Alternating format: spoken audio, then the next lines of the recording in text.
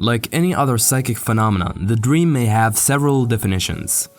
Freud's conclusions ended in limiting the sole function of the dream as wish fulfillment. It grants us chance to experience repressed sexual desires and lustful thoughts that couldn't be overtly expressed during daytime. For Freud, all dreams are alike, i.e. of a sexual nature. Carl Jung and his collaborator argued Freud's somewhat narrow view, emphasizing that the purpose of dreams is much greater than just mere wish fulfillment, and that every dream is unique in terms of content and context. They define the dream as a means of communication, a symbolic language the unconscious uses to express its actual psychic state. We're currently in the dark about the aspects of the unconscious mind, but the dream, being its native language so to speak, serves as a stepping stone for its investigation. Subsequent research by Mater proved that sexual dreams may convey a hidden meaning, irrelevant to the superficial meaning of the displayed erotic imagery. A symbol is anything that alludes to something else, and if every element in the dream is symbolic, then for Mater, it is implausible to take the sexual language of dreams literally in all cases. The dream is an irrational, involuntary psychic component, the polar opposite of rational thinking, which is obedient to free will.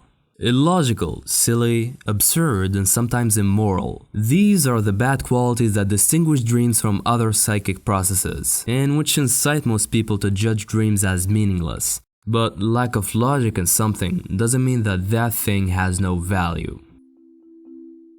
We're able to remember dreams because even though they reside in the unconscious, their nature is conscious enough, causing them to be fairly memorable. Nonetheless, we can recall only so many of them. This has to do with the characteristics of their composition. A dream comprises symbolic images intertwined often in an unthinkable, fantastic fashion. You might be riding a dragon in one moment and at the next find yourself in the kitchen, having dinner with a fish. This uncanny connectedness is way far from resembling the neatly arranged sequence of ideas we experience in our waking hours. We spend most of our lifetime engaging in conscious logical reasoning. Our default and most familiar mode of operating is consciousness. The psyche is not used to undergo such distorted visions only occasionally in dreams. This is why most of them are easily forgotten.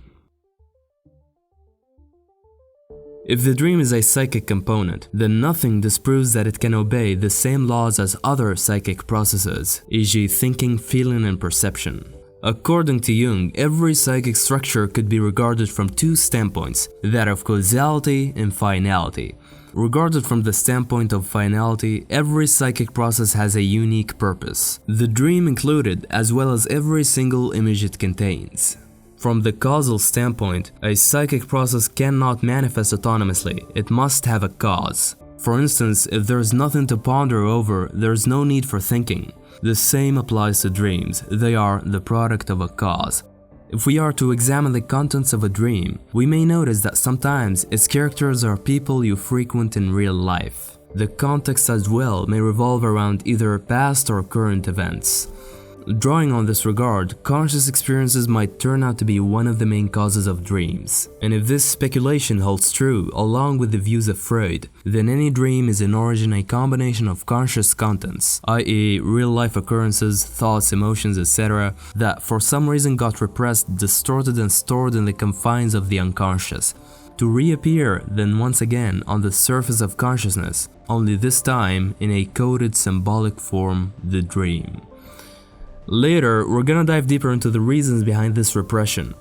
But from here, we may conclude that dreams, no matter how absurd they seem to be, are strictly connected to concrete reality. All images perceived in dreams are far from random. Beholding people you know in real life inside your dream is far from coincidence.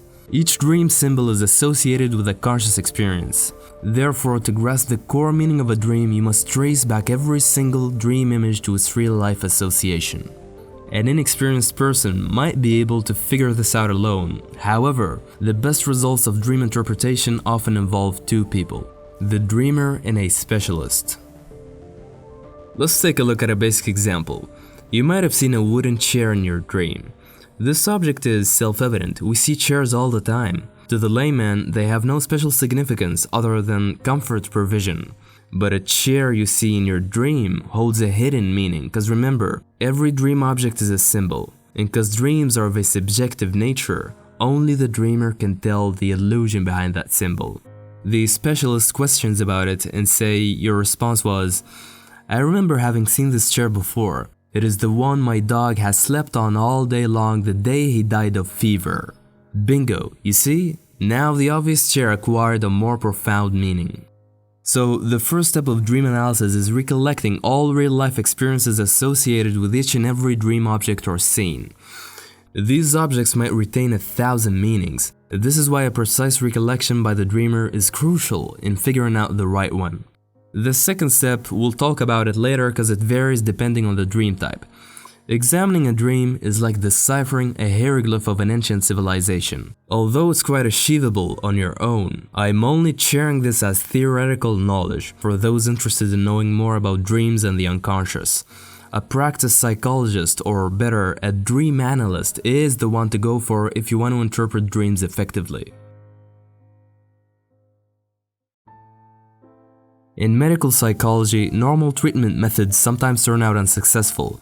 In these rare cases, the dreams of the patient may compensate. As cited in this book, if the patient is to grasp even the slightest meaning of one of his dreams, this can contribute a dramatic improvement to his mental health. At times, dream interpretation can reveal hidden aspects about the patient's personality and is henceforth strengthened and empowered. These benefits may as well pertain for the mentally healthy. Oftentimes, the things that we underrate the most are the ones of utmost significance. Carl Jung emphasizes the equivalent value of the unconscious to consciousness. It's as vital to pay equal attention to what's happening in the unconscious in order to sustain psychic balance. While going through the book, I was able to identify 5 major types of dreams. There could be more, of course, but these are the main ones I found. In addition, Jung ascribed these dream types as functions of the unconscious mind. The first function is the compensatory dream. Carl Jung once received a patient who claimed he had no mental illness whatsoever, that he wasn't there for treatment, but for he was merely curious about his psychological theories. Jung questioned if he hadn't had any dreams lately. The patient nodded and said he did have the following dream the night before consulting Dr. Jung. Quote, "I was in a bare room. A sort of a nurse received me and wanted me to sit at a table on which stood a bottle of fermented milk, which I was supposed to drink. I wanted to go to Dr. Jung, but the nurse told me that I was in a hospital and that Dr. Jung had no time to receive me." Unquote. Based on his recollection, the patient then proceeded by associating every dream element with this real-life association. Bare room. He said this room reminded him of a hospital reception room. The nurse, she was cross-eyed, he said, and looked like a fortune teller he had once visited in real life. Bottle of fermented milk. This object reminded him of his wife, who drinks fermented milk on a regular basis. He hates it though. He often makes fun of her because she's too concerned about eating healthy. The patient hesitated for a second, then added, "I remember once having had neurosis and had to be put in a sanatorium, and there I was obliged to drink fermented milk." Dr. Jung then questioned if the patient is still suffering from neurosis at the moment. After a fair pause of reluctancy, he had finally spoken the truth. He admitted that his nerves were still in poor condition. Lately, his wife had been nagging him to consult Dr. Jung, yet he didn't feel like it. He was rejecting the fact that he's ill. But the dream context had forced him to spit the truth, as he was not allowed to go anywhere until he's to drink fermented milk. This dream object in particular summarizes the whole thing. It signifies the bitter truth he's been distancing himself for so long that he had to swallow in order to get ahead. Plus, the milk symbolizes his wife who was very careful about her health. Basically, every dream image was placed deliberately by the unconscious, unified towards a sole purpose: to thrust the dreamer towards acknowledging his current condition. This is the compensatory function of the unconscious in action. The compensatory dream exposes all thoughts, inclinations, and tendencies which in conscious life are too little valued, repressed, disregarded, or were too feeble to reach consciousness. In this case, the repressed conscious content is quote-unquote the rejected truth. The patient had an actual mental illness that he couldn't concede. He didn't want to be treated or perceived as a patient. This is why he told Dr. Jung that he was consulting him merely to inquire about his psychological insights. At last, the dream had exposed his disregarded self-deception and hence improved his attitude. Whenever you develop a self-destructive habit, the prospect of compensatory dreams increases. Compensation is triggered if the dreamer has recently developed an attitude that would threaten his vital needs as an individual, something that he's convinced is wrong yet overlooked. In the latter case, the patient neglected a crucial element in his life, i.e., his health.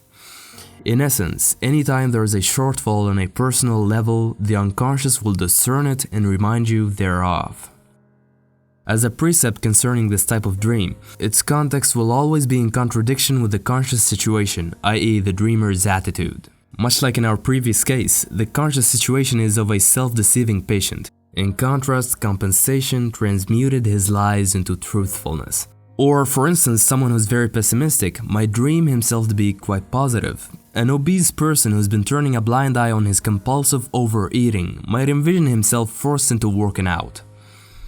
However, this is not the case in all compensatory dreams. Sometimes, a negative person might experience even more darker dreams.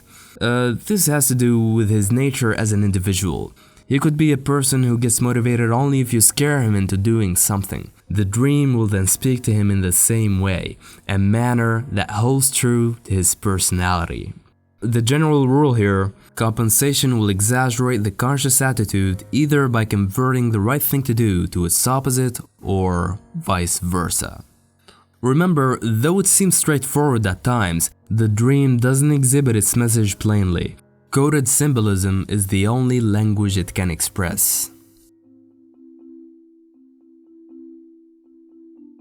In agreement with Jung's viewpoint, Freud too ascribes a compensatory role to dreams. He discovered how dreams display certain sleep-depriving stimuli in an ironic fashion. Obviously, coffee is not the best thing to go for before sleep. The dream, however, distorts its meaning, ascribing it the opposite effect. Put plainly, in the dream, coffee encourages sleep. Decoded symbolically, it's telling the dreamer to stop consuming coffee before going to bed. In this regard, Freud assumes that compensation here is working as a sleep preservation mechanism, saying that sleep is one of our vital needs. The compensatory function of the unconscious is an expression of the self-regulation of the psyche. Much like our immune system reacts to injuries or infections, so compensation reacts to external disturbances, e.g. self-harming habits. It gets triggered when certain conscious situations have constellated subliminal contents in the unconscious. The latter could be repressed thoughts, feelings, ideas, and especially unbalanced personality aspects that were overlooked. Compensation contributes to missing elements to the conscious situation. The coded meaning of such dream often points out a character aspect out of balance. The dream context revolves around converting this imbalance into silly images in total contrast with the conscious situation. For example, someone who's recently suffering from persistent suicidal thoughts might dream of the day of his birth. Here, the vision may convey that it's never too late to start a new life or to continue living. If a compensatory dream is analyzed correctly, it can show the patient how to reorient his attitude on the right track. This is why dream analysis is of crucial importance in therapy. At last, whenever imbalance occurs in your attitude or personal needs, be it on a psychic, spiritual, or physiological level, the unconscious will compensate. As a side note, even though there are different types of dreams, all of them are of a compensatory nature. Nonetheless, though compensation is their basis, it is not always as easily discernible as we've seen in the previous examples. Some dreams are extremely difficult to analyze, others are close to impossible. Even the author emphasizes that his theories of compensation and the like are not written in stone. The dream is a thorough and extraordinary and complicated of a phenomena, much like consciousness. It would be preposterous to restrict its explanation to one or two distinct standpoints. I hope this video gave you insight into the value of a topic which is often conceived more as hypothetical nonsense. The other types of dreams we will see in subsequent videos. Thanks for watching, I appreciate your attention. Until next time.